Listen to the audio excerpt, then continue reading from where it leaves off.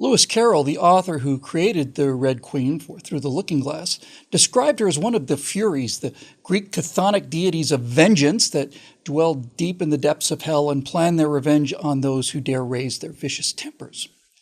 The Red Queen I pictured as a Fury, wrote Carroll. She's formal and strict, pedantic to the 10th degree, and the concentrated essence of all governesses. A British governess, of course, was a harsh and aloof mistress whose job was to educate and discipline unruly children. Nancy Pelosi has become virtually, if not literally, chthonic, a creature that dwells underground. She's locked down deep in the bunker that she's transformed the nation's capital into. She's decreed that the razor wire and heavily armed palace guards that she put in place for the coronation will remain until at least through the summer. And if you have any knowledge of this type of person, you can rest assured that she is not in a hurry to make sure that they get removed. The U.S. Capitol, named in honor of the man who thrice walked away from power and political office, is now an armed camp with barricades erected to protect her and her court from the American people. During the outbreak of the COVID-19 pandemic, the Red Queen commiserated with the lockdown of common working people, standing in front of her $24,000 refrigerator filled with $12 a pint ice cream. Well, we all have to remain locked up at home, and we all have to make sacrifices, don't we? Unless, of course, you need to have your hair done, in which case there's always the royal prerogative of making a last-minute phone call to one of the few hair salons remaining in business, opening that business, shuttered by her own policies, and then having the royal hair recolored while dispensing with those uncomfortable masks that everyone else must wear in order to keep us all safe.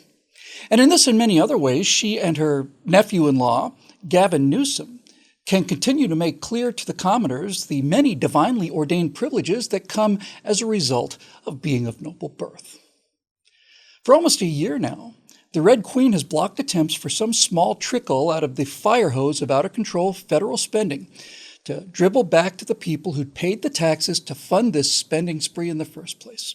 Many, many, many millions of Americans would have long ago had to sell off their $24,000 refrigerators in order to not only pay the rent, but in many cases simply to pay for dinner.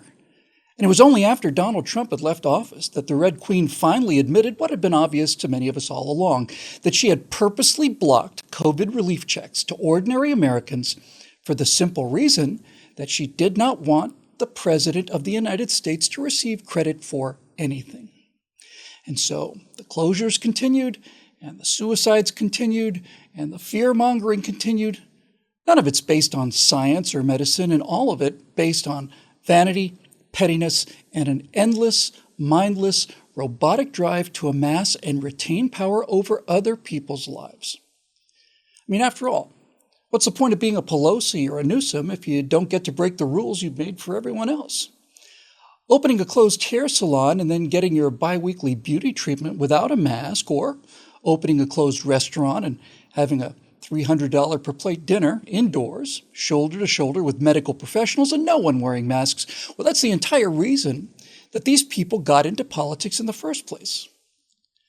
Not only was this not a mistake on their part, I don't even think getting caught was a mistake. I think both Nancy Pelosi and Gavin Newsom were secretly very happy to let the little people see just who was in charge here in the land of the free.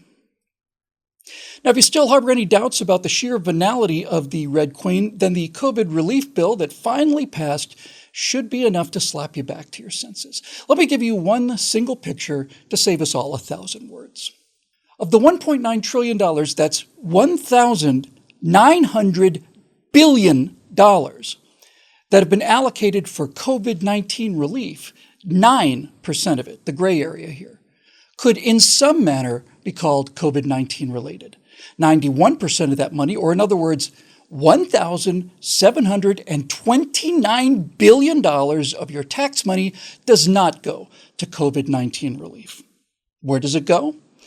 Well, it goes to union pensions, blue state bailouts, Planned Parenthood, various universities, the National Endowment of the Arts, Schumer's Bridge, and Pelosi's tunnel, among other things.